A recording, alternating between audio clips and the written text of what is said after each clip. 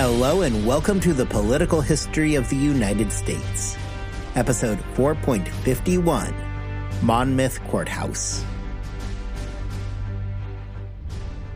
The rejection of the Carlisle Commission meant more for the United States than simply an introspective look into their own legitimacy. More immediately, it meant that the war was not over, and that, once again, George Washington would lead his men into battle. Despite what had been a miserable winter at Valley Forge, the Americans did have much to be hopeful for heading into the 1778 campaign season. They had ended the previous year with the defeat of Burgoyne in the north. In the south, although Washington had not yet had a moment on par with Saratoga, neither had the British really pressed their advantage. Washington's army had performed well the prior year and remained more or less intact. Most importantly, it remained in the field, ready to fight. Now, as everybody prepared for the year's campaigns, the Americans had a new and powerful European ally in France. To say that the British had not pressed their advantage really becomes evident when you consider where they stood heading into the summer of 1778. General Clinton, having taken over from Howe in May, was pulling his army out of Philadelphia and pulling them back north to the relative safety of New York. The evacuation of Philadelphia and the retreat to New York meant that the British were essentially right back where they had started at the beginning of 1777. Of course, with the French entering into the war, abandoning Philadelphia became necessary, as Clinton found himself needing to figure out a way to part with half of his army to help defend other parts of the British Empire. With that many men being pulled away from Clinton, holding both New York and Philadelphia became untenable. With Clinton beginning the retreat from Philadelphia in the middle of June, with some 3,000 loyalists in tow, Washington saw an opportunity. It is important here to consider the pressures that existed on George Washington. His number one overriding goal was to play things safe and ensure that the Continental Army remained in the field.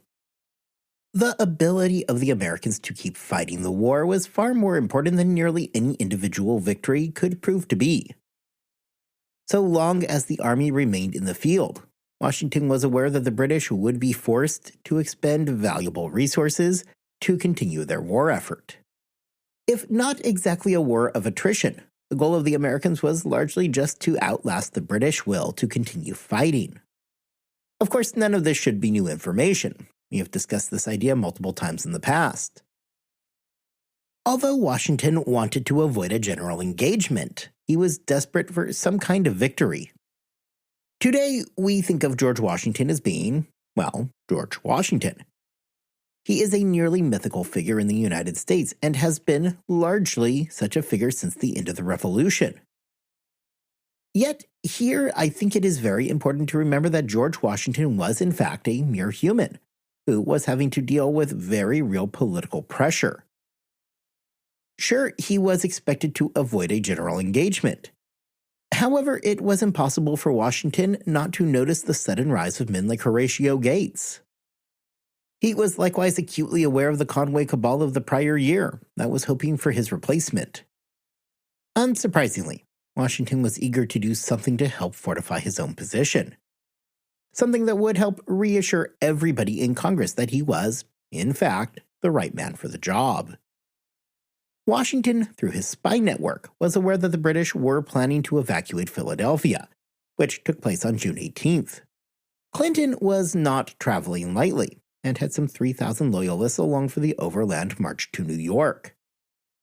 This was in addition to 10,000 troops and a supply train of over 1,500 wagons. If Washington saw Clinton's retreat as being an ample time for a strike, Clinton agreed with him. Clinton was worried that Washington might take a shot and, as a result, took a longer eastern route through New Jersey instead of taking the more direct path. Although Washington was eager to score some points, he still understood that a general engagement was something to be avoided. Instead, what he proposed was sending a few thousand troops out to attack Clinton's rear. As he often did, Washington proposed the plan to a war council, where, as they often did, the proposal was promptly shot down. Among the biggest opponents to this plan was Charles Lee, who was freshly back with the Americans after having been traded for shortly before. Lee feared that such an attack by Washington would end up becoming that general engagement that Washington needed to avoid. Although the Americans outnumbered Clinton slightly, with some 12,500 men against Clinton's 10,000, it was still worryingly even. The advice of the War Council was to send some 1,500 Continentals off to harass Clinton without drawing the Americans into a larger engagement. The feelings to avoid an attack, however, were not as universal as the Council of War would lead one to believe. Nathaniel Greene was extremely disappointed with the plan, and although he had agreed to that limited 1,500-man action, he would vent to Washington in a letter that same night. Greene told Washington that despite signing on to the agreement, something more, though still short of a general engagement, was required. That same night, the Marquis de Lafayette and Anthony Wayne would express similar feelings to the general. Lafayette wrote to Washington that night, saying, "I have signed the paper because I have been told that I should sign, and because almost all of the others who were of the same opinion as I have also signed." Lafayette went further, laying out to Washington that he was not alone in believing that the 1,500-man detachment was a mistake. It would be a lost opportunity should Washington decide not to act. Washington, who was just itching to hit Clinton, needed very little convincing. Putting aside the Council of War's decision, Washington accepted the advice of Greene, Lafayette, and Wayne, and decided that not attacking would be an opportunity lost. Clinton himself had very real concerns. He was aware that his baggage train was long and vulnerable, something that had been pointed out to Washington by both Lafayette and Steuben. Clinton's concern was that he was going to find himself getting ambushed in New Brunswick. This location posed a unique danger, as his men were going to be forced to cross the Raritan River. The idea of getting stuck between Washington and the river sounded less than ideal. An idea that was made all the worse because Clinton was acting on intelligence that Horatio Gates and his army was moving south from New York. Getting caught between potentially two armies with a river in the middle was a suicidal prospect. Clinton had no plans to take such a risk, and in order to avoid having to cross the Raritan, he turned his army to the northeast in Allentown. This path would make it possible to avoid that dangerous river crossing, and for our story today, was going to march Clinton right through the town of Monmouth. Making matters worse for Clinton is that it was hot. Like, really hot. The British, and especially the Germans, were suffering. Their uniforms were not made from comfortable, breathable materials. Plus, they were carrying packs that were often in excess of 60 pounds. The result of this was that along the way, many men fell out and died of heat stroke. At a moment when Clinton needed to move quickly, the men were dragging. For Washington, he had the ability to operate much more easily than Clinton. The Americans, having home field advantage, were not required to lug around their baggage, and therefore enjoyed far easier movement than did Clinton, despite also having to deal with the often oppressive heat. Washington's first act was to send Anthony Wayne forward with some 1,000 men, with the orders to not necessarily attack, but to make everybody in Clinton's army nervous. On June 25th, he ordered Lafayette out along with some 4,000 troops to get good position on Clinton's rear and left flank, and in Washington's own words, caused them every degree of annoyance. Washington himself kept the bulk of the Continental Army some 5 miles away from the British. On June 27th, the Americans, like the British, spent the day resting. It is here that things get a little bit messy for the Continental Army, as a near crisis in battle command broke out. Washington was planning to send just under half of the army, some 5,000 men, to attack Clinton's rear. Per his custom, Washington offered command roles for the battle to his second-in-command, which in this case was Charles Lee. Now, as we have already discussed, Lee wanted absolutely nothing at all to do with this battle. He thought the entire thing was a mistake, and upon being offered the command of the American attack, he promptly turned it down. With this unpleasant formality out of the way, Washington chose to hand command of the battle over to Lafayette, who was eager to get his hands dirty and happily accepted. The problem is that now that Lafayette had the command, Lee got a touch of buyer's remorse. Suddenly, it occurred to him that Lafayette was marching out on a major assignment filled with opportunities for glory, opportunities that Lee had just passed up. This abrupt about-face caused a headache for Washington, as he had already given the command to Lafayette. Washington, feeling pressured by protocol, felt he had little choice but to transfer the command from Lafayette back to Lee. Washington did his best to play the role of the mediator and appease both men. However, he seemingly understood the disappointment that Lafayette was sure to feel from this. Ultimately, though, the Marquis made the entire ordeal far easier when he graciously agreed to the unwarranted demotion. Writing to Washington on June 26, Lafayette responded to the news of Lee taking over by saying, "It is not on account of any other motive than the impossibility of moving the troops and making such. March immediately, for in receiving your letter I have given up the project of attacking the enemy, and I only wish to join General Lee." Although Lafayette was already somewhat in the thick of things, he agreed that upon the arrival of Lee, he would hand over control. This brings us to an interesting point about General Lee. Charles Lee had, if you'll recall, been captured at a tavern in New Jersey back in December of 1776. Washington and Lee's relationship had cooled significantly by the time he was captured, and his return had done little to start repairing their relationship. Historian Richard Middlecoff suggests that Lee may have actually provided the British with intelligence on the Americans during his time as a prisoner. Middlecoff notes that from the time of Lee's return, he remained quiet, and really, the only opinion that he led on to was the fact that he no longer believed that the American army could best Clinton's army. As Middlecoff states, Alexander Hamilton summarized this situation up by referring to Lee as being childish. Regardless of any information that Lee may or may have not provided the British, it was clear that he was doing little to ingratiate himself with the other officers, including George Washington. The battle would come on the morning of June 28th, when Lee reached Clinton's rear near the courthouse in Monmouth. The plan had been for Lee to hit the British in the rear, where Lord Cornwallis was in command of the rear guard, and use that long baggage train to create substantial separation between the rear guard and the remainder of the army.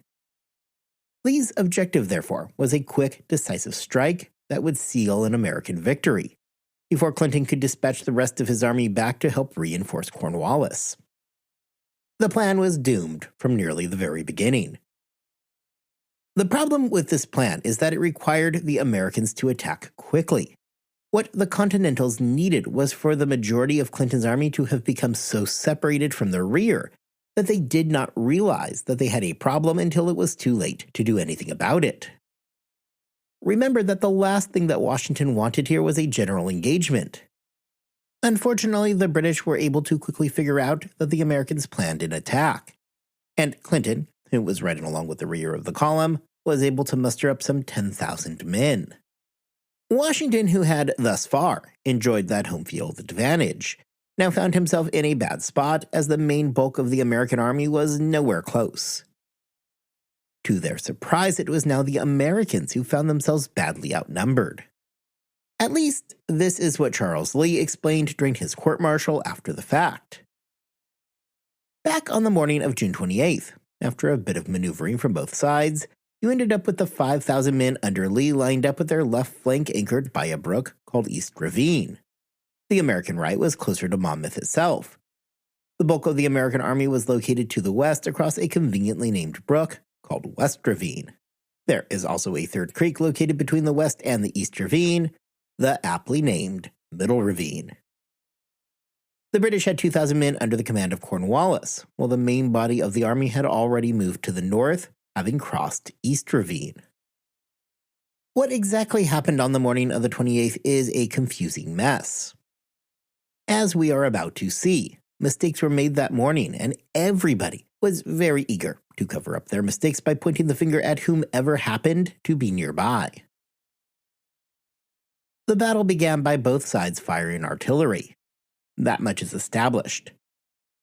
Historian Woody Holton explains that, even under the most favorable of circumstances, firing artillery was a miserable endeavor.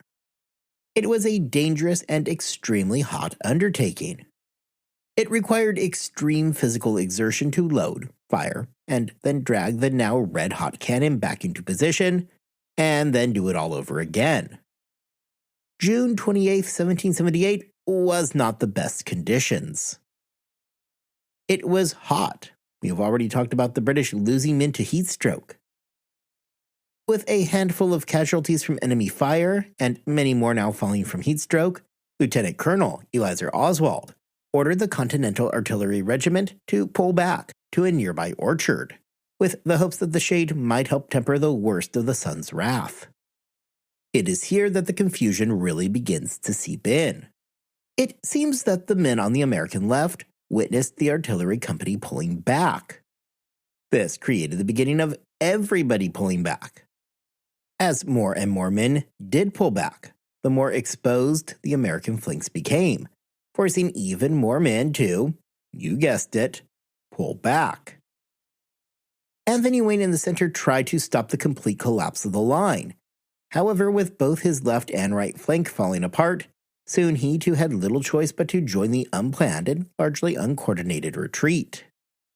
One of the common things that I have found while researching the Battle of Monmouth Courthouse is that, even among historians, there is a fair share of blame being passed around. Without question, there was a lot of confusion throughout Lee's men on the morning of the 28th. Although the blame for what had occurred that morning largely falls onto the shoulders of General Lee, I think it would be a good idea for us to step back and consider the challenges that he was facing during the battle. Historian Robert Middlecoff writes that among the American commanders, Anthony Wayne, Charles Scott, and William Maxwell all reported that they had never received any orders from Lee. They were not sure where they were going, where they were supposed to be, and ultimately, exactly what the plan was. Middlecoff points out, however, that rather than Lee being derelict in his duties, he likely did not know the answers to these questions either.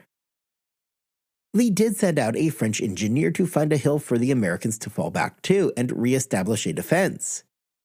However, upon arrival, Lee quickly realized that the hill was not high enough, and that they would remain dangerously exposed to the British if they decided to set up there.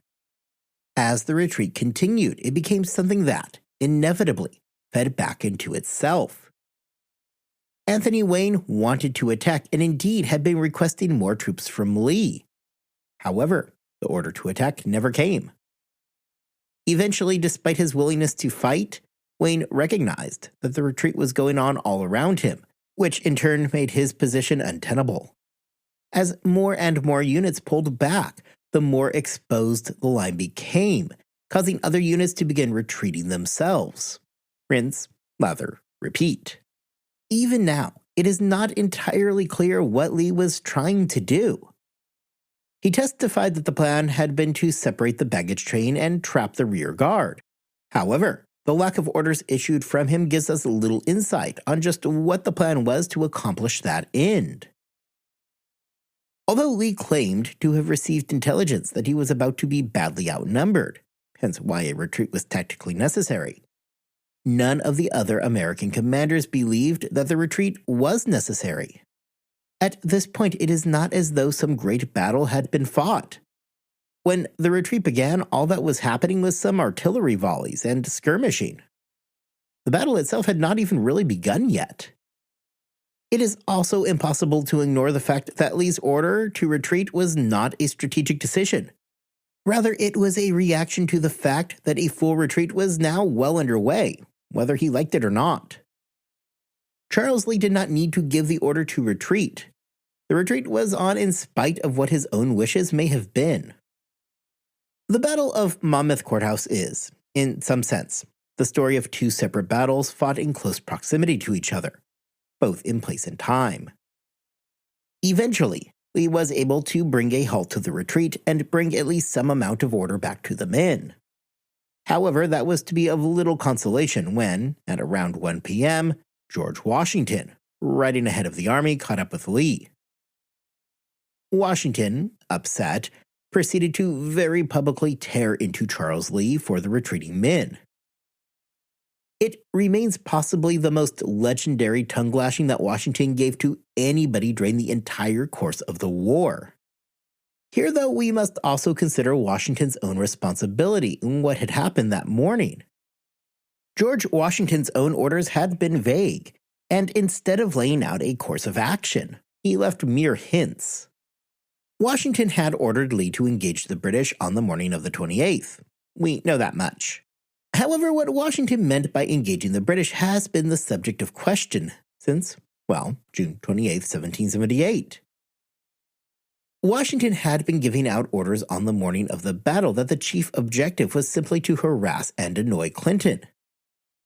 Yet, as historian John Fairley states in his biography of Washington, in the aftermath of the battle, Washington presented himself as a general who was looking for a far larger engagement with the British. Fairley likewise points out that Washington had moved into this battle largely ignorant of the conditions, having not bothered to reconnoiter the spot in advance. Although it is impossible to know what anybody was thinking at the time, the failure to reconnoiter does seem to suggest that Washington may not have been fully anticipating a large-scale engagement with the British, and instead assumed that skirmishes were going to be the order of the day. Historian Woody Holton, on the other hand, places the blame more squarely on Washington for dismissing the idea that the British would have been able to reinforce the rear guard before the Americans had been able to escape. Either way, the morning had ended with what appeared to be a seemingly humiliating loss for the Americans. However, really, not everything was as bad as it seemed here. Yes, the Continentals had just been chased from the field by possibly nothing at all. But also the casualties were not high. The American army was still fully intact and, as it would turn out, not ready to quit the field just yet that day.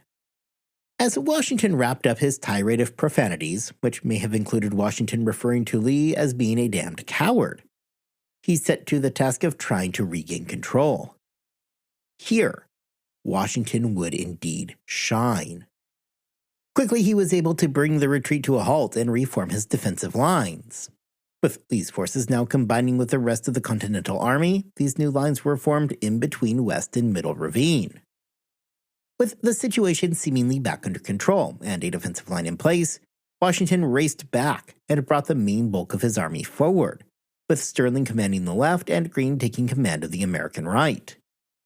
Although the American position was established more through happenstance than anything else, it was a strong defensive position for the Americans. The place that they had taken was elevated, providing them with the high ground over the approaching British. There was a hill off to the American right, which Henry Knox was able to make quick use of in order to establish his artillery. Directly in front of the American line was a swamp, and on its left was a heavily wooded area that was not exactly ideal for moving troops through. The Continental Army had not really meant to end up in that location. It really had been a coincidence. However, now the Continental Army held a strong position as they prepared for a battle against the incoming British. The Battle of Monmouth Courthouse is interesting largely in part because it had a duality to it. If it was the Americans who had been run off, again for no good reason, that morning in humiliating fashion, it was now time for the British to throw themselves pointlessly up against a wall. Although the battle would last much of the remainder of the afternoon, the British were never really able to do anything to dislodge the Americans. Immediately upon first contact, the British rushed the American position and they were quickly cut down. The Americans would spend their afternoon making a stand that the British, despite their best efforts, could never break through. During the course of this battle in particular, there would come stories of women assisting in the battle and fighting right alongside the men. These stories would often become combined and melded together and would become part of the story of the battle that day. The battle lasted most of the rest of the day on the 28th. I'm not going to go through all of the details because really, nothing much changed from how the situation was at the beginning. Cornwallis kept sending surges at the American lines, however they were simply in too good of a position for those, often lackluster charges, to do anything to move the line. When I said a moment ago that the British were, essentially, just throwing themselves into a brick wall for the rest of the day, I was absolutely serious. After hours of fighting, it became obvious that the British had made virtually no progress. Finally, at around 6 p.m., the battle would come to an end, with the British withdrawing from the field. Although Washington did give an order for the Americans to advance and follow, everybody was exhausted and little came of it. The day was done. So, what just happened here? The Americans had begun the day by seemingly getting routed by absolutely nothing at all, and then flying into a pell-mell retreat. Washington would chew out Charles Lee before reestablishing order and setting up new lines in what would turn out to be an ideal location. And then the British spent the rest of the afternoon getting cut down as they found themselves powerless to break through the American position. As the smoke cleared, on the night of the 28th, the Americans were left with 69 dead and 161 wounded. The British, for their trouble, were left with 65 dead and 170 wounded. This is excluding the number of those who had simply died of heat stroke. The Americans would allow the British to continue the retreat back towards New York without further engagement. Within a week, Clinton and his army were back to the relative safety of New York. It is difficult on its face to figure out who won the Battle of Monmouth. Both sides had suffered roughly an equal number of casualties. The British had withdrawn from the field of battle. However, Washington had failed to smash Clinton's rear guard.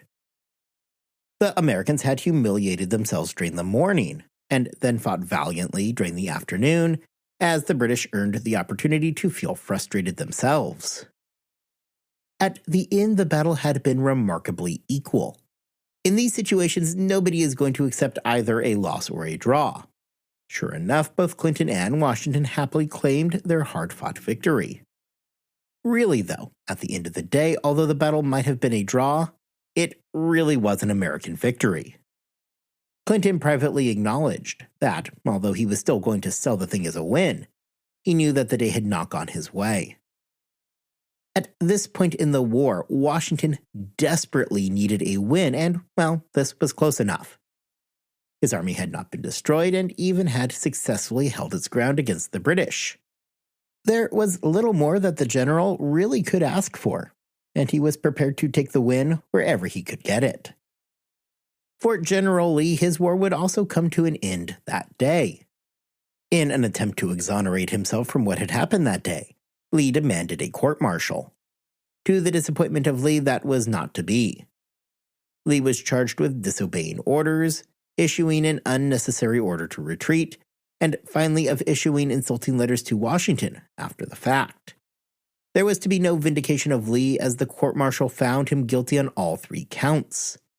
He was suspended for 1 year from the army, though in time that would turn into a lifetime suspension.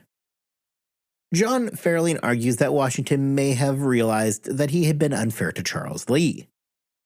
He points out that the location where Washington reestablished the defensive lines is where Lee was heading. We can debate as to Lee's ability at that point to reestablish the lines in any way that Washington did. However, it is worth noting that Lee had picked an obviously strategic fallback point. Later in the day, Washington did attempt to give Lee command over the American rear, and likewise acknowledged that the British cavalry had a lot to do with the American retreat. However, it was too little too late to salvage anything from that relationship. Really, though, there is a strong argument that this was not a relationship that Washington would have wanted to salvage anyway. It is not as though he had been good friends with Charles Lee. In fact, if you'll recall, prior to his capture in 1776, Lee had become an increasing thorn in Washington's side. Lee was not afraid to be critical of Washington and had by 1776 lost faith in him. Although Washington did share some of the blame for what had happened on the morning of the 28th, it seems unlikely that he shed too many tears for Charles Lee when he was unceremoniously booted from the army. All things considered, it was a good time for George Washington. The war had essentially reverted to where it had been back at the end of 1776. All the gains from the British from the previous year had been forfeited. the Americans were once again in control of Philadelphia. Now, here at Monmouth Courthouse, the Army had acted bravely, clearly benefiting from their work with von Steuben during the winter at Valley Forge. Although he had not smashed the British Army, Washington had a solid enough claim to victory that nobody at all was going to call him on it. Finally, albeit somewhat unintentionally, Washington had rid himself of a troublesome second-in-command in Charles Lee. The Battle of Monmouth Courthouse would likewise mark something of a turning point in the war.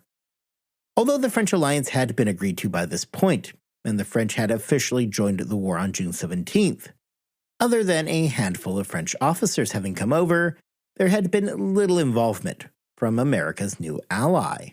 That, however, is all about to change, as, in short order, the American Revolution will take on a new look.